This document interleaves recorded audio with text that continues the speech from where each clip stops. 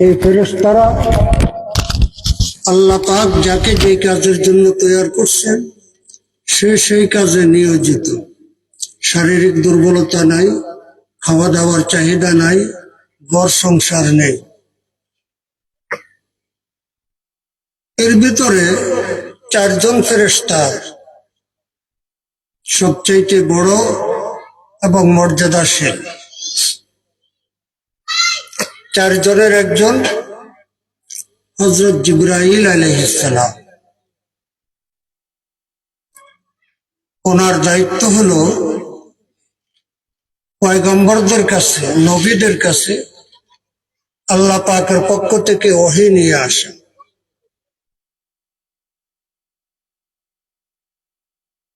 আমাদের প্রিয় নবী রাসূল করিম সাল্লাল্লাহু আলাইহি সাল্লামের উপরে এই যে 30 পারা কোরআন অবতীর্ণ হয়েছে জিবরাইল আলাইহিস সালামের মাধ্যমে। এই এই তোমরা দুষ্টামি করো না, দুষ্টামি করো, ওদিকে যাও, কেনার জন্য তুমি এক পাশে যাও, এখানে সামনে বসে দুষ্টামি করো না। ইয়া আল্লাহ।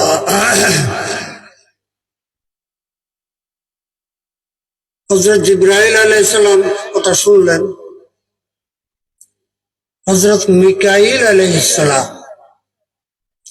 ওনার দায়িত্ব হলো মানুষের রিজিক আল্লাহ পাকের পক্ষ থেকে জমিনে ফসল উৎপাদন হওয়ার মতো পরিবেশ, বৃষ্টি, অর্থাৎ মানুষের আমাদের রিজিক সরবরাহর দায়িত্ব হযরত মিকাইল আলাইহিস সালাম।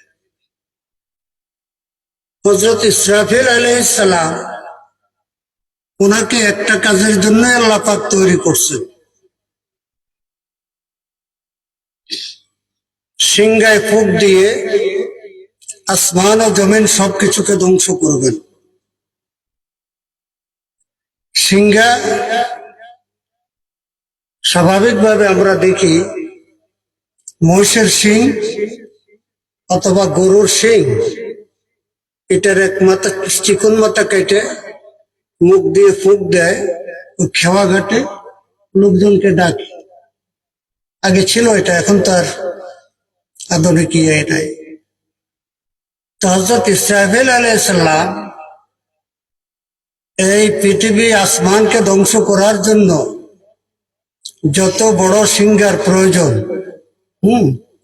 আল্লাহ পাক এটা ওনাকে দিছেন, ওইটা উনি মুখে নিয়ে বসে আছেন। ঠিক যেই মুহূর্তে আল্লাহ পাকের পক্ষ থেকে হুকুম হবে ওই মুহূর্তে তিনি সিংহায় ফুঁক দেবেন। প্রথম সিংহায় ফুঁক দিবেন, সব ধ্বংস হয়ে যাবে, পাহাড়গুলো তোলার মতো উড়বে। ইয়াউমা তুবাদদালুল আরজু গায়রুল আরজ, পৃথিবী বর্তমান অবস্থা থাকবো না, নদী সাগর কিছুই থাকবে না, পাহাড় থাকবে না, সম্পূর্ণ সমতল ভূমি তামার জমিন হয়ে যাবে। দ্বিতীয় সিংহায় ফুঁকের সাথে সাথে ফাইজা হুম কিয়ামুন ইয়ানজুরুন, সকলকে আল্লাহ পাক পুনরায় জীবিত করবে।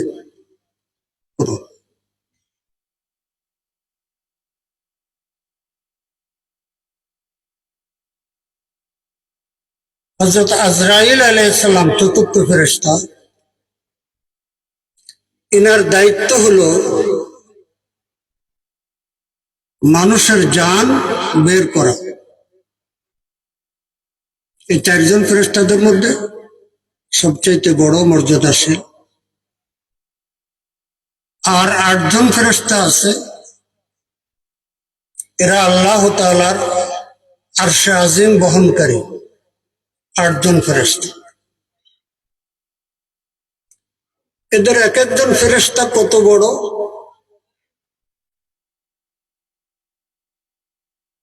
হাজারাতুল কাউন নামে একটা কিতাব আছে। এই কিতাবে হযরত শাইখে আকবর মহিউদ্দিন ইবনুল আরবী রহমতুল্লাহ আলাইহি লেখেন যে হামালাতুল আরশ, আরশ বহনকারী এক একজন ফেরেশতা কত বড়, যে 7 সমুদ্রের পানি, ভারত মহাসাগর,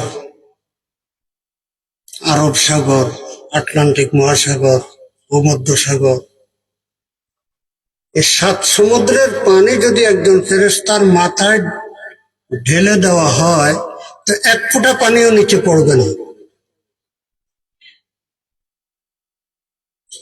কত বড় ফেরেশতা! আপনার আমার মাথায় যদি 1 গ্লাস পানিও ঢেলে দেয় তাহলে বেশিরভাগ পানি নিচে পড়ে যায়। কি বলেন, কথা ঠিক না? আয় হায়। তো আল্লাহ পাক রব্বুল আলামিন 450 কোটি বৎসর আগে এই আসমান ও জমিন সৃষ্টি করলেন। এর আগে কি ছিল?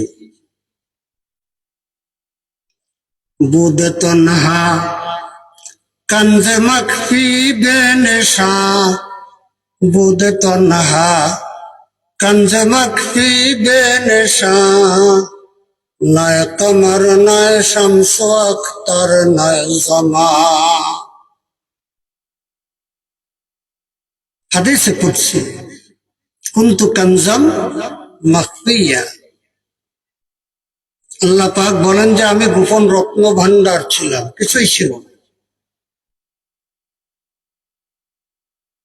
মনে করেন আমরা যেখানে বসা আছি এই বরাবর কয়েক হাজার মিটার নিচে বিশাল বড় সোনার খনি, কয়েক লক্ষ কোটি টাকার দামি সোনার খনি, কিন্তু আবিষ্কার হয় না। এটা কি আবিষ্কার হয় না, কেউ জানে না। এই খনির দ্বারা কোনো লাভ হবে? কেউ উপকৃত হতে পারবে? কেউ জানে। আল্লাহ পাক রব্বুল আলামিন বলেন, এই আমার জন্য একটু গরম পানি অথবা রং চা কাছে রাখবেন প্লাক্স। আল্লাহ একটু পরে হলেও চলবে, কাছে রাখবেন। তিনি একা ছিলেন, কিছুই ছিল না। বুদত নাহা কঞ্জে মখফি বেনশা, নয় কমর নয় শামস আখতার নয় জমা। কিছুই ছিল না। আসমান জমিন ছিল না, চন্দ্র সূর্য ছিল না, দিবারাত্র ছিল না, কিছুই ছিল।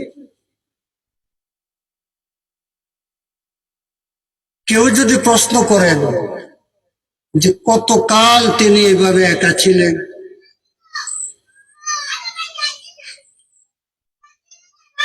কতকাল কত বৎসর, কি দিয়ে গুনবেন? চন্দ্র সূর্যই তো ছিল না, আসমান জমিনে তো ছিল, কিছুই ছিল না। আল্লাহ পাক রব্বুল আলামিন একা ছিলেন।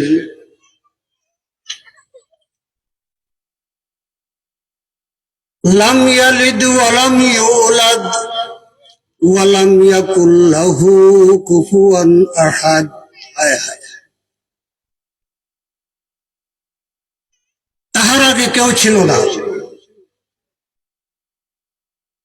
তিনি, তার আগে, তারপরে কেউ নেই, তিনি একা। আল্লাহ।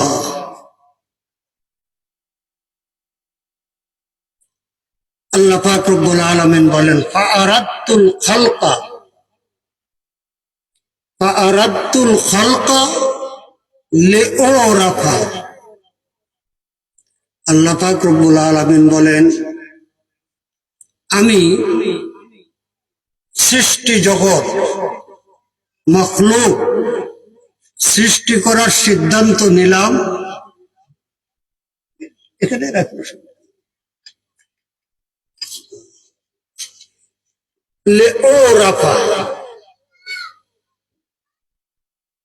বিশ্ব জগৎ সৃষ্টি করার সিদ্ধান্ত নিলাম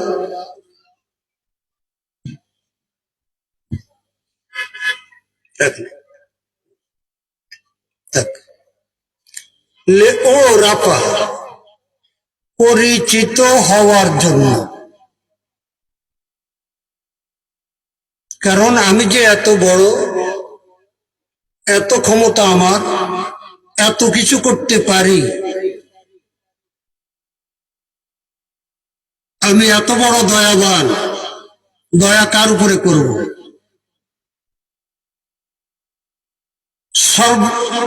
সর্বময় ক্ষমতার মালিক আমি, সকল সম্পদের মালিক আমি, সবচাইতে বড় দাতা আমি, তো কেউ নাই কার উপরে আমি আমার দয়া প্রকাশ করব। আরাতুল খালকা লিউরাফা, আমি সিদ্ধান্ত নিলাম বিশ্বজগৎ সৃষ্টি করব। কেন? আমি পরিচিত হব, পরিচিত হওয়ার জন্য। জিকির করেন, লা ইলাহা ইল্লাল্লাহ, লা ইলাহা ইল্লাল্লাহ।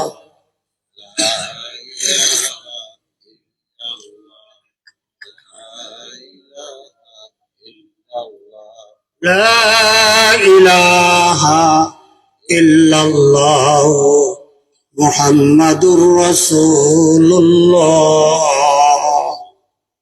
সাল্লাল্লাহু।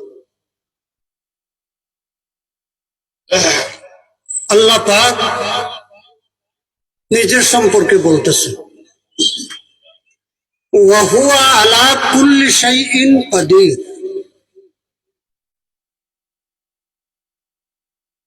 তিনি যা ইচ্ছা তাই করতে পারেন, সর্বময় ক্ষমতা তার।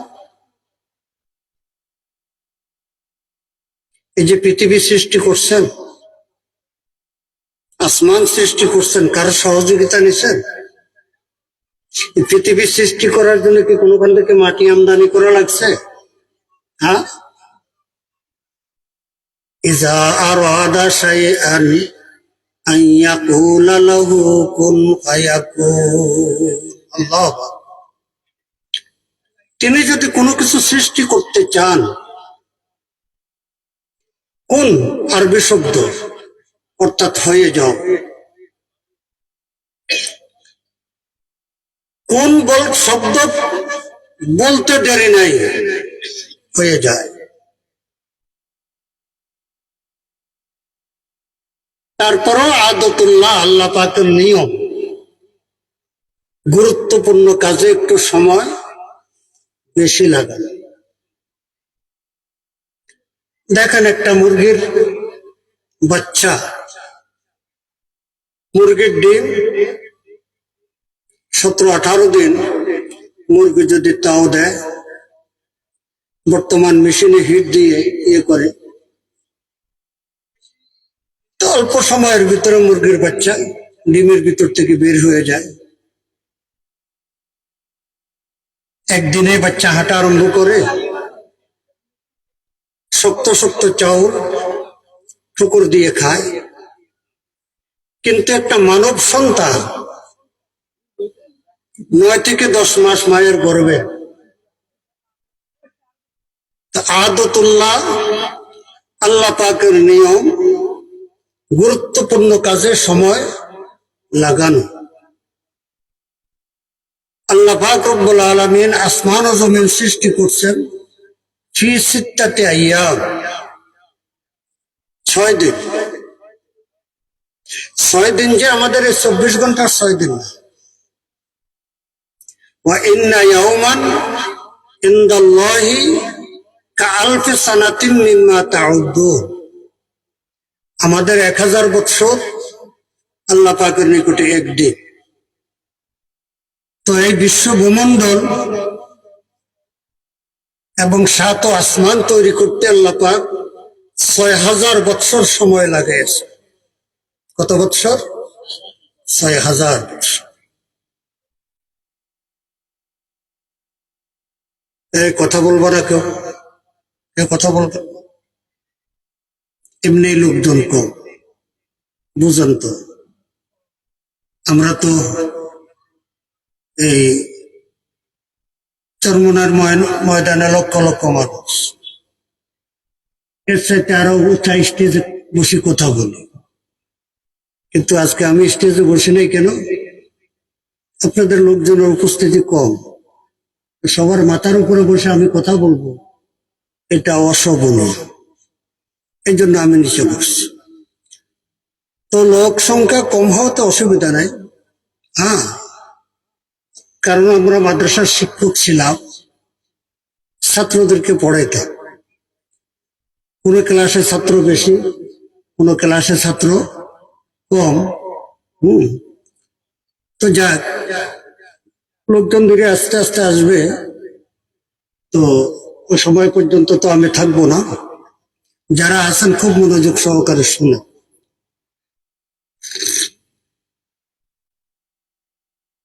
আল্লাহ পাক রব্বুল আলামিন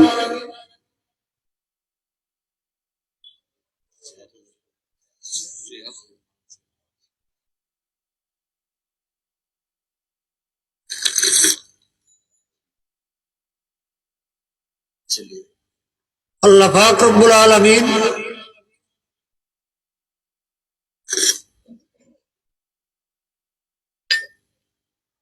সর্বপ্রথম আসমানের উপযোগী মাখলুক ফেরেশতাদেরকে তৈরি করলেন। আল্লাহ পাকের খাস নূরের দান। আমি আগেই বলেছিলাম যে ফেরেশতাদেরকে আল্লাহ পাক এমন ভাবে তৈরি করছেন, ফেরেশতাদের খাওয়া দাওয়ার প্রয়োজন নাই, শারীরিক দুর্বলতা নাই, ঘর সংসার নাই, নিজস্ব কোনো প্রয়োজন নাই। যাকে যে কাজের জন্য আল্লাহ পাক তৈরি করছেন তিনি সেই কাজে নিয়োজিত। বললাম না যে হযরত ইসরাফিল আলাইহিস সালাম, ওনাকে একটা কাজের জন্য আল্লাহ পাক তৈরি করছেন, সিংহায় ফুঁক দিয়ে সব ধ্বংস করবেন। প্রথম সিংহার ফুঁকে সব ধ্বংস হয়ে যাবে, দ্বিতীয় সিংহার ফুঁকে সব জীবিত হবে। তো এইভাবে আল্লাহ পাক রব্বুল আলামিন অগণিত ফেরেশতা তৈরি করছে। ওমা ইয়ালামু জুনুদা রাব্বিকা ইল্লা হু, সংখ্যা কত ফেরেশতাদের এটা একমাত্র আল্লাহ পাক জানেন, আর কেউ জানে। পৃথিবীর জন্য আল্লাহ পাক পৃথিবীর উপযোগী মাখলুক সৃষ্টি করলেন। জালালউদ্দিন রুমি রহমতুল্লাহ আলাইহির বর্ণনা অনুযায়ী সর্বপ্রথম জামাদাত, জড় পদার্থ, পাথর, অন্যান্য জড় পদার্থ আল্লাহ পাক তৈরি করলেন। দ্বিতীয় পর্যায়ে আল্লাহ পাক তৈরি করলেন নাবাতাত, বৃক্ষ তরুলতা। বৃক্ষ তরুলতা যেটা বর্ধিত হইতে পারে, বড় হয়, উপরের দিকে সাইডে বর্ধিত হয়, কিন্তু স্থানান্তরিত হইতে পারে না, এক জায়গা থেকে আরেক জায়গায় যাইতে পারে না, বৃক্ষ তরুলতা। তৃতীয় পর্যায়ে আল্লাহ পাক সৃষ্টি করলেন কীট পতঙ্গ, পোকামাকড়, জীব জন্তু, হায়াওয়ান জানোয়ার, জলভাগে এবং স্থলভাগে। আল্লাহ পাক রব্বুল আলামিন যে উদ্দেশ্যে বিশ্বজগৎ সৃষ্টি করলেন, যে লিউরাফা, আমি পরিচিত হব, আমাকে জানার মতো বুঝার মতো চিনার মতো কেউ নাই। কিন্তু আল্লাহ পাক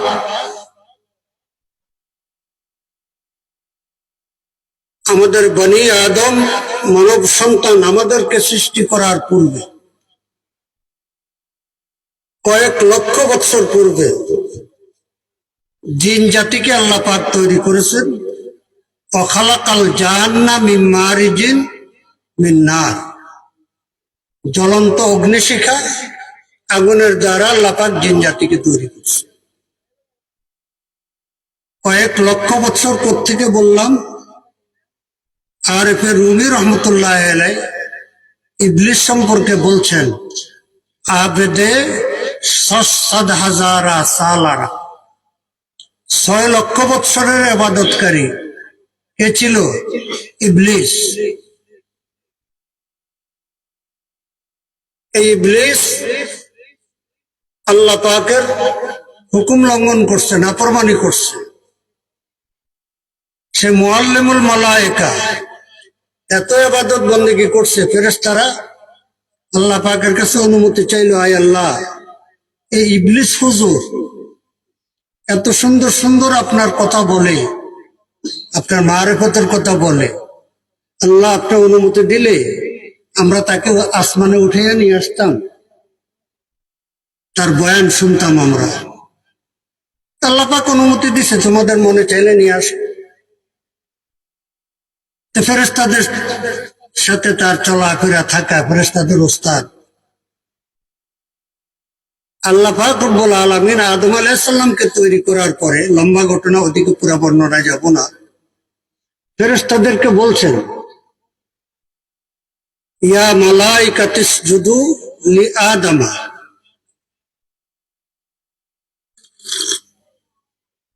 ফাসাজাদাল মালাইকাতু কুল্লু। আল্লাহ পাক ফেরেশতাদেরকে বললেন যে আদমকে সিজদা কর। সকল ফেরেশতা সিজদা করল, ওই ইল্লা ইবলিস। ইবলিস সিজদা করলো না। আল্লাহ পাক জিজ্ঞাসা করলেন, ইয়া ইবলিস মা লাকা আন তাকুনা মিনাস সাজিদিন।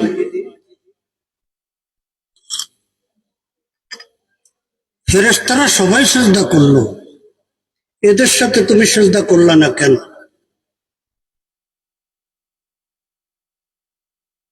সে আল্লাহ পাকের সাথে বিতর্কে জড়াইয়া পড়ল। খালাকতানি মিন নারিন ওয়া খালাকতাহু মিন তিন আনা খায়রুম মিনহু। আমি তো তার থেকে ভালো।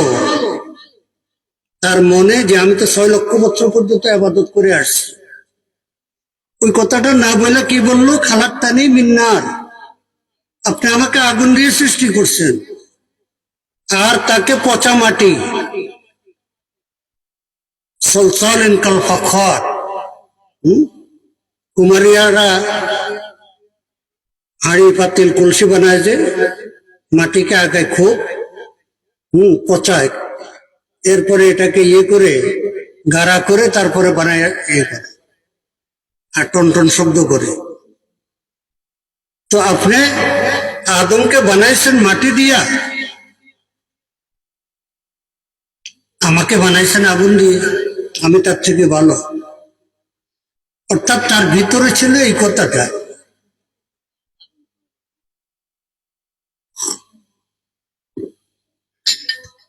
আদমকে সিজদা করার আদেশ না দিয়া আপনি বরং আদমকে বলতেন যে ইবলিস হুজুরকে সিজদা করো। এটা আর মুখে বলে নাই, আর কি ভিতরে ছিল এটা। কিন্তু অতি চালাকের গলায় দড়ি, প্রবাদ আছে না, অতি চালাকের গলায় দড়ি। এই জন্য যুক্তি, যুক্তি নয়, ভক্তি। আদেশ কে করলেন? আদেশটা কার? আল্লাহ পাকের সামনে তো আমি কিছুই না। তিনি খালেক, তিনি মালিক, রহস্য তিনি জানেন। আমাকে আগুন দিয়ে তৈরি করছেন, তাকে মাটি দিয়ে তৈরি করছেন, কোনটা উত্তম এটা তিনি জানেন। তিনি আদেশ করছেন শ্রদ্ধা করার জন্য, আমি শ্রদ্ধা করব। ইবলিস এটা করেনি। খার সদৈব লিস আজ মুস্তাকবিরি, খার সদৈব লিস আজ মুস্তাকবিরি, গাস্তে আদম মকবুল আজ মুস্তাগফিরি। ইবলিস আত্ম অহংকারের কারণে ধ্বংস হলো, এটা মনে রাখেন। ইবলিস কিসের কারণে ধ্বংস হলো? আত্ম অহংকার। অপরাধ ইবলিসও করেছে, কি সেজদা করতে বলছে, সেজদা করে নাই।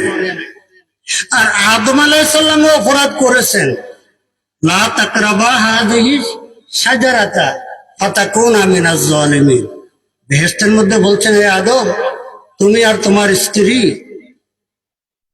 ইয়া আদম উসকুন আনতা ওয়া যাওজুকাল জান্নাতা ওয়া কুলা মিনহা রাগাদান হাইসু শি'তুমা, জান্নাতে বসবাস করো, যেখানে যাইতে ইচ্ছা সেখানে যাও, যা খাইতে মনে চায় খাও, কোনো নিষেধ নাই।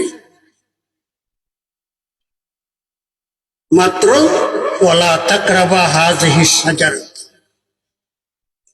এই যে একটা গাছ দেখা যায়, এটার ফল খাওয়া তো দূরের কথা, এটার কাছেও যাইবা। মানুষ বেশি সুখে থাকলে অনেক জিনিস ভুলে যায়। কি? বেহেশতের মধ্যে কোনো কাজ নাই, শুধু নাজ নেয়ামত ভোগ করা, স্বামী স্ত্রী দুইজন। এর দ্বারা বোঝা যায় যে আদম আলাইহিস সালামকে জান্নাতে একবারে অল্প কিছুদিন রাখেন না, আল্লাহ পাক দীর্ঘদিন রাখছে। কারণ আল্লাহ পাক নিজেই বলতেছেন, ফানাসিয়া আদম, আমি যে আদমকে বলছিলাম ওই গাছের কাছেও যাইও না, ফানাসিয়া আদম, আদম সেটা কি ভুলে গেছে। আদম কি করছে? ভুলে গেছে। আচ্ছা, আপনি আপনার একজন অধীনস্থ কর্মচারী, তাকে বললেন প্রতিদিন সে 9টায় ডিউটিতে আসে, বললেন এই তুমি আগামীকালকে ভোর 7টায় আসবে, আগামীকালকে ভোর 7টায় আসবে। আপনি অপেক্ষা করতেছেন, জরুরি কোনো কাজে 7টায় আসতে বলছেন, 7টা, 8টা, 9টা, সে 9টা বাজে আসবে। তোমাকে না বলছিলাম 7টায় আসার জন্য? অন্য কর্মচারীরাও আসছে। এখন সে কয়, স্যার আমি ভুলে গেছি, আমি ভুলে গেছি, আমার মনে ছিল না। এখন যদি বেদ দিয়া পিটানো আরম্ভ করে, অন্যান্য কর্মচারীরা কি মনে করবে?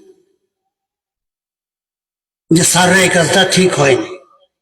বেচারা ভুলে গেছে, বেচারা মনে থাকতে তো আসতো, বেচারা ভুলে গেছে। তো ভুলে যদি কেউ অন্যায় কোনো অপরাধ করে, এটা শাস্তিযোগ্য নয়, এটার কি শাস্তি হয় না?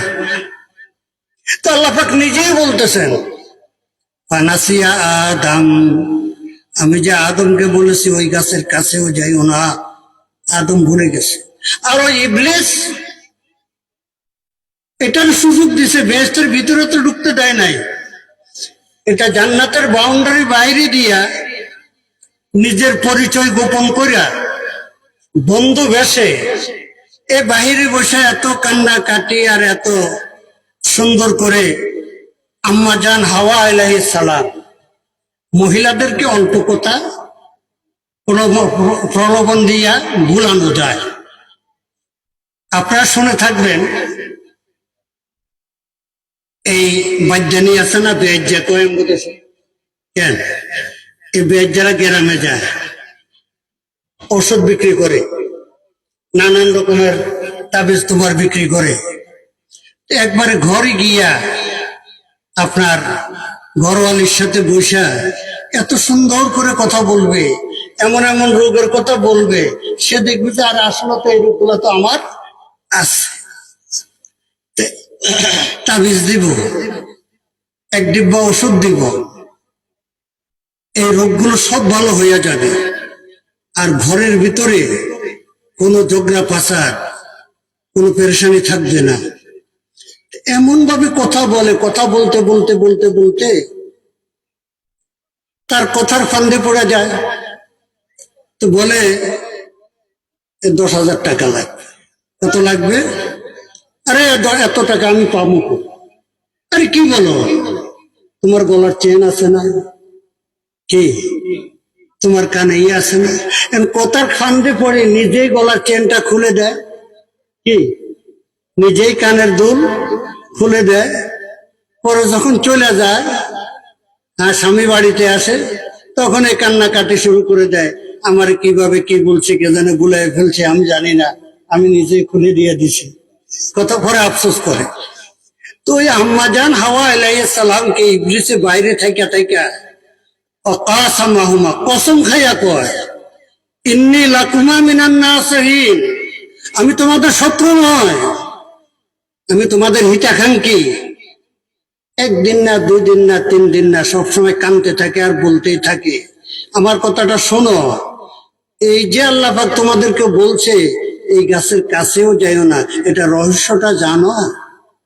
এটা রহস্য হইল, যদি তোমরা একবার এই গাছের ফল খাইতে পারো, তাহলে আর এই জান্নাত থেকে আর বাইর হওয়া লাগবে না, চিরস্থায়ী। আর আনতাকুনা মালাকাইন, তোমরা 2 জন ফেরেশতা হয়ে যাবে। তো যে মহিলা মানুষ কথার ফান্দে পড়ে যায়, আম্মাজান হাওয়া আলাইহিস সালাম ওই গাছের ফল চিবা গেলাসের মধ্যে রস লইলেন, 2 গেলাস, একা খাইব না, স্বামীর লইয়া খাইব। আদম আলাইহিস সালাম আসছে, হাতে তুলে দিছে, লন। তোমরা সবসময় জান্নাতের ফল, জান্নাতের ফলের রস সবকিছু খায়, আজকে এটা কোনতে কি আনছে এটা জিজ্ঞাসা করার তো আর প্রয়োজন নেই। আদম আলাইহিস সালামকে খাওয়াইছে, আম্মাজান নিজেও খাইছে। এখন এই গন্ধম খাওয়ার সাথে সাথে প্রথম রিয়াকশন, যে জান্নাতের যে পোশাক ছিল এগুলি গায়ের থেকে, শরীর থেকে উধাও হয়ে গেছে। এখন উলঙ্গ 2 জন, 2 জন কি উলঙ্গ। ফাতাফিকা ইয়াকসিফানি মিন ওয়ারাকিল জান্নাহ, হায় হায়, উলঙ্গ, লজ্জা না?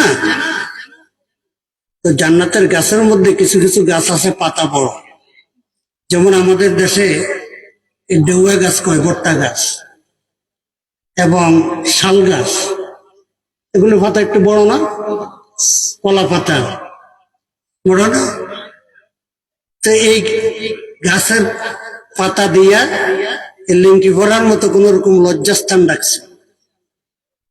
আল্লাহ পাকের পক্ষ থেকে হুকুম আসলো,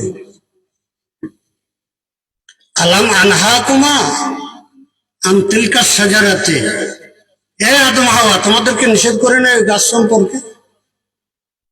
কি করলাম? যাও বাইরে। এখন তো আর ওইদিকে পেশাব পায়খানার ব্যাগ হয়েছে, কি গন্ধম খাওয়ার কারণে কি হলো? পেশাব পায়খানা ব্যাগ হইলো, বেহেশতে তো আর বাথরুম নাই, কি বাইরে। এখন 2 জন আসামি, আর আল্লাহ পাক ভালো করে জানে এই কাণ্ডটা ঘটাইছে কে? ইবলিস। হ্যাঁ, ইহবিতু জামিআন, তোমরা 2 জন, এই ইবলিস তুই সহ যাই, এখানে উপরে থাকার আর অধিকার নাই। হবুতে আদম জমিনে পাঠাইয়া দিলে। আল্লাহ পাকের কুদরত, আল্লাহ পাকের হুকুম ছাড়া তো কিছু হয় না। কিন্তু এখানে বেশ কম হলেও এই কথাটা শুধু আপনারা খুব লক্ষ্য করে শোনেন, যেখানে আল্লাহ পাক বলছেন ফানাসিয়া আদম, আদমকে যে বলেছিলাম ওই গাছের কাছেও যাইও না, আদম এটা ভুলে গেছিল, মনে ছিল না। আল্লাহ পাক আরো বলেন ফালাম নাজিদ লাহু আজমা, আমার নাফরমানি করার বিন্দু পরিমাণ ইচ্ছা আদমের অন্তরে আমি পাই না। কি আল্লাহ পাক নিজে সার্টিফাই করতেছে। আর ইবলিস তো নিজে ইচ্ছা করে কি আমাকে আগুন দিয়ে বানাইছেন, হেরে মাটি দিয়ে বানাইছেন, আমি তার থেকে ভালো। ইবলিস যে নাফরমানি করছে সে তো ইচ্ছা, কিন্তু আর আল্লাহ পাক বলেন যে আদমের অন্তরে আমার নাফরমানি করার বিন্দু পরিমাণ ইচ্ছাও আমি পাই নাই। তারপরও আদম আলাইহিস সালাম এই যুক্তি দেখাইতে পারতেন, আল্লাহ আমরা তো নির্দোষ। এ সময় শেষ। আচ্ছা, তো আপনারা দেরি করে আসছেন, আজান চলতেছে চতুর্দিকে। এ অল্প দুই এক কথা বলে আমি শেষ করে দিচ্ছি। তো আদম আলাইহিস সালাম যুক্তির পিছনে না পড়ে, নিজকে নির্দোষ প্রমাণিত চেষ্টা করার না করে কি করলেন? রব্বানা যালামনা আনফুসানা ওয়া ইল্লাম তাগফির লানা ওয়া তারহামনা লানাকুনান্না মিনাল খাসিরিন। আয় আল্লাহ, আমরা এই অপরাধ করে নিজের উপরে জুলুম করছি, আপনি যদি আমাদেরকে ক্ষমা না করেন কোনো উপায় নেই। আর ইবলিস আত্মহংকার করে ধ্বংস হইল। আদম আলাইহিস সালাম গাছতে আদম মকবুল আজ মুস্তাগফিরি, খার শুদ ইবলিস আজ মুস্তাকবিরি। ইবলিস আত্মহংকারের কারণে ধ্বংস হইল।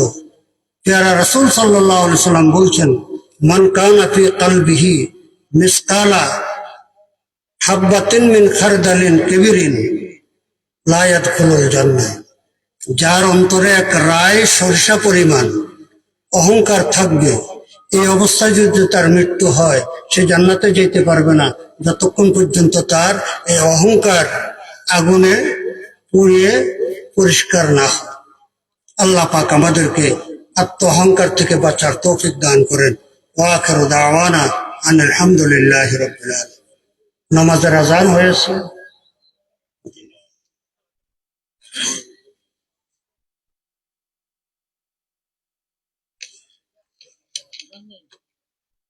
আজান দিয়ে দেন, নামাজ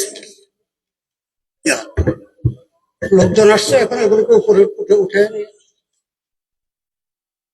তো খালি মাঠে।